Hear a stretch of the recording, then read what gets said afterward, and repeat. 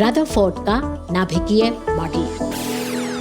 कपास के गोले पर बंदूक से गोलियां दागें तो गोलियां कपास को चीर कर निकल जाएंगी, क्योंकि वो भारी हैं और उनकी गति बहुत तेज है। लेकिन अगर कोई गोली वापस आए तो होगी ना चकराने वाली बात। कुछ ऐसा ही चक्कर खाया वैज्ञानिकों ने और खोज निकाला परमाणु में नाभिक और धनावेशित प्रोटॉन। 20वीं सदी की शुरुआत।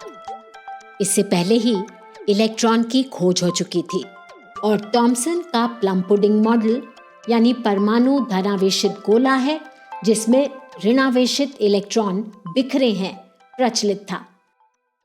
इसी समय में भौतिक वैज्ञानिक अर्नेस्ट रदरफोर्ड और उनके सहयोगी गाइगर और मार्स्टन रेडियोधर्मी तत्व यानी रेडियो एक्टिव एलिमेंट्स के साथ प्रयोग कर रहे थे।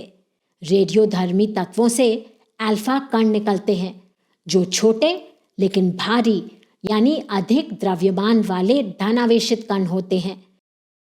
इन वैज्ञानिकों ने रेडियोधर्मी पदार्थ का एक टुकड़ा शीशे के ब्लॉक में रखा। ब्लॉक में छोटा छेद किया ताकि निकलने वाले अल्फा कण एक सीधी रेखा में निकल पाएं। फिर सोने की एक बहुत पतली झिल्ली ली जिस पर अल्फा कणों की बौछार की जा सके। झिल्ली के पीछे दीप्तिशील पदार्थ की प्लेट रखी। उनका अनुमान था कि अल्फा कण इतने भारी और गतिमान हैं कि सोने की झिल्ली में मौजूद परमाणुओं को चीरते हुए निकल जाएंगे। फिर वो पीछे लगी प्लेट पर टकराएंगे जिससे प्लेट चमकेगी। इस तरह अल्फा कणों को देखा जा सकेगा। ये अनुमान थॉमसन के मॉडल पर आधारित था। जो सही होता तो धनावेशित अल्फा कण जब सोने के परमाणुओं से गुजरते तो उनको उसमें धनावेश का सामना करना होता। वो प्रतिकर्षित होकर थोड़ा मुड़ जाते, मतलब सारे अल्फा कण आर पार तो जाते लेकिन उनके मुड़ने का पैटर्न लगभग एक जैसा होता। लेकिन हुआ कुछ और। अधिकांश अल्फा कण सोने की झिल्ली के आर पार लगभग सीधे निकल गए, लेकिन कुछ अल्फा कण सीधे ना जाकर ज्यादा मुड़ गए। सबसे हैरानी की बात, कुछ अल्फा कण 12,000 में से कोई एक आर पार नहीं गए बल्कि वापस लौट आए। ये देखकर वैज्ञानिक हैरान रह गए। सोने की पन्नी वाले इन प्रयोगों के बाद रदरफोर्ड ने ये निष्कर्ष सामने रखे। परमाणु का अधिकतर हिस्सा खाली है, इसीलिए अधिकांश अल्फा कण लगभग सीधे गए। परमाणु का धनावेशित भाग बहुत कम जगह में है, इसलिए कुछ ही अल्फा कण प्रतिकर्षित होकर मुड़ गए। परमाणु का सारा धनावेशित भाग और उसका द्रव्यमान केंद्र में मौजूद है और यह केंद्र परमाणु का एक बहुत छोटा हिस्सा है।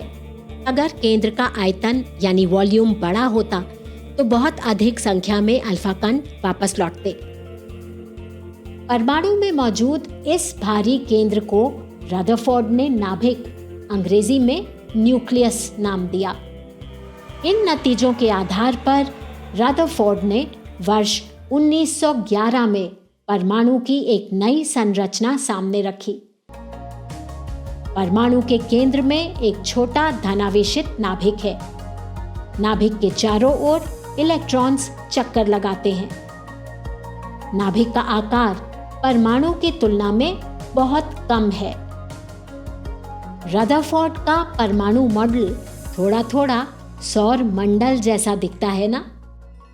तो इस तरह तब तक की जानकारी से परमाणु का स्वरूप कुछ ऐसा उभरा। अब आपके लिए एक काम, जरा सोचे, परमाणु में इलेक्ट्रॉन एक जगह स्थिर ना होकर नाभिक के चारों ओर चक्कर लगा रहे हैं। ये अनुमान रदरफोर्ड ने कैसे लगाया होगा?